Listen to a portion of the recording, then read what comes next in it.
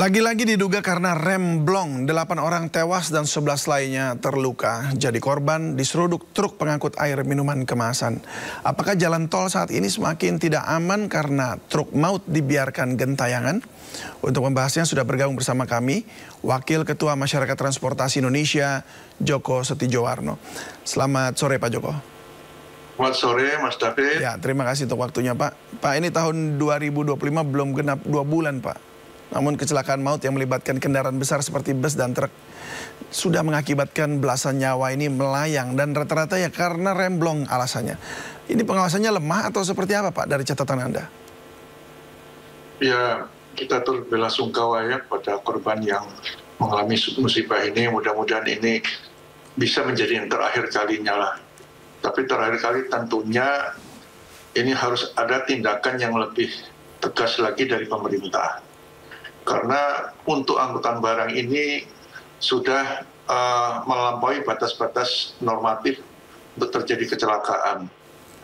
Dapat dikatakan angkutan barang di Indonesia itu sangat carut marut, ya.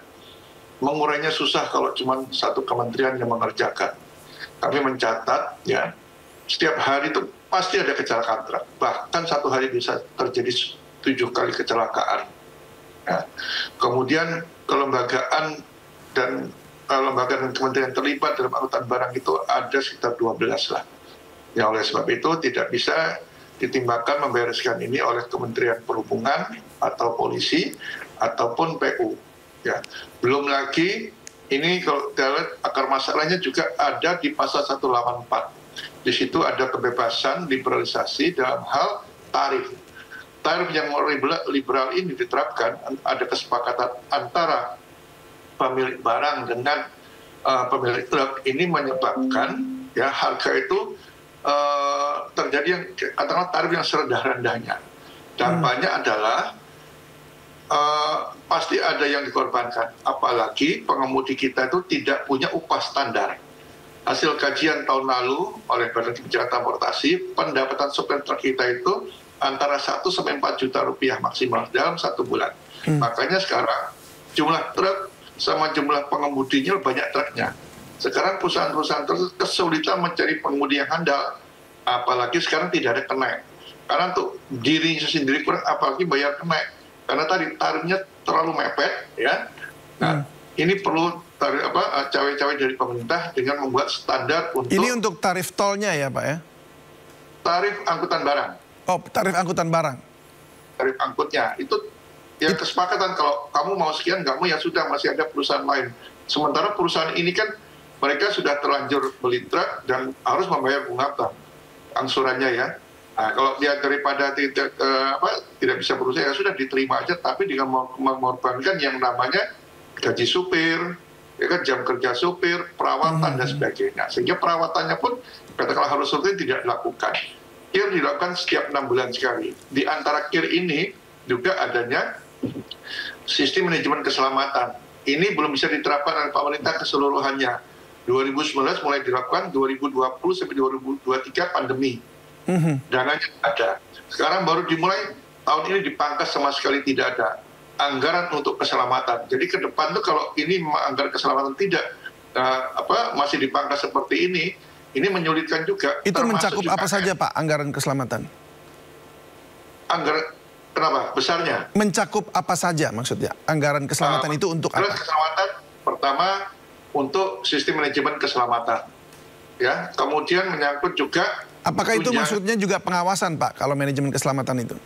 Ya, itu fungsi pengawasan. Itu pembiayaannya kira-kira satu perusahaan itu ya 10 juta lah. Padahal kita punya ribuan perusahaan angkutan harus dibereskan ya.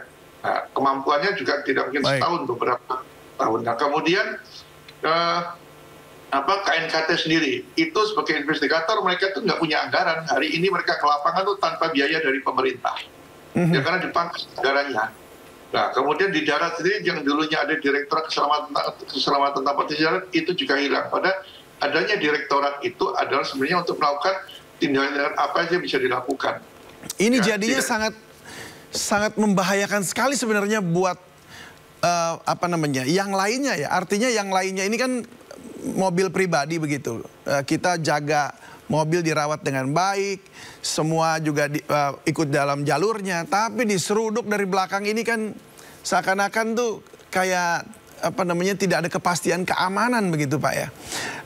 Apakah memang apa namanya ya yang seperti ini tidak bisa terhindar gitu, dihindarkan? Ya, saya selalu mengatakan kalau ini nggak ditanggulangi segera, ya ini tinggal nunggu waktu aja. Di lokasi mana, saya sudah berapa kali nyebutkan, kita tunggu waktu aja, pasti terjadi.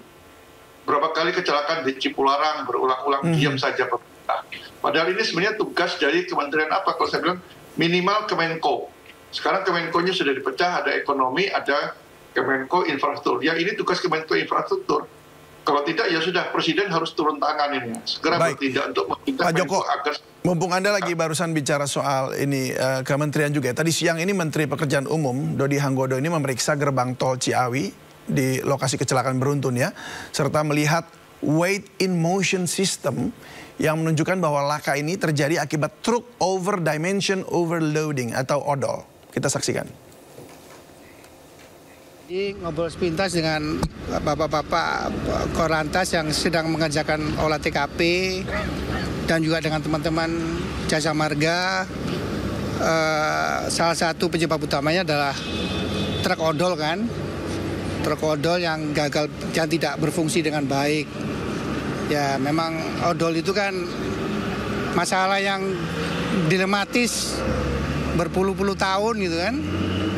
Kita melarang nanti ada masalah di inflasi, logistik, biaya logistik naik. Tapi kalau kita kayak sekarang ya begini kan, ada nyawa hilang, ada jalan rusak. Ya sebagai info aja, saya sering dimarahi sama Direktur Jasa Marga. Karena kan biaya preservasinya misalnya dianggarkan setahun 5 kali, gara-gara odol boleh lewat jadi cuma bisa sekali, kan ada penambahan biaya gitu kan. Sama di jalan nasional pun kita mengalami hal yang sama. Tapi sekali lagi odol itu kompleks, jadi nggak cuman Kementerian Perhubungan dan Kementerian PU yang harus ngobrol, tapi juga dengan Kementerian Ekonomi yang terkait, karena terkait tadi kan ada inflasi, ada biaya logistik, gitu-gitulah. Ya, Pak Joko, ini serentan itukah keselamatan kita ini jadi akhirnya apa ya? Ya kalau inflasinya bergejolak atau naik begitu, mulai terjadi kecelakaan banyak begitu. Tapi gimana ya? Apakah nggak bisa ada jalan keluar yang baik? Pemerintah aja berpuluh tahun ini harus membereskan ini. Ya, begini. Ketika kita bicara terodol ya, ketika itu mau dilakukan penertiban, yang menentang itu adalah Kementerian Perindustrian, Apindo, Perdagangan. Mereka menakut-nakuti, saya bilang, dengan kata-kata inflasi. Padahal sebut inflasi itu yang paling banyak kan sembako sebenarnya kan. Padahal sembako itu, saya lihat itu kelebihannya nggak seberapa persen kok. Paling maksimal 15% dia.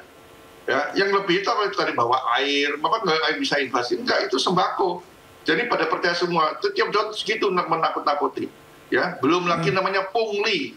Pungli itu besar loh sektor jalan ini. Ini menakut-nakutinya seperti apa itu Pak maksudnya? Ya kalau perhubungan sudah mulai, Korlantas sudah mulai, nanti dia bilang ini jangan nanti inflasi, nanti penentu kebijakannya Presiden atau Menko nggak berani menentukan. Ini saya ikuti memang.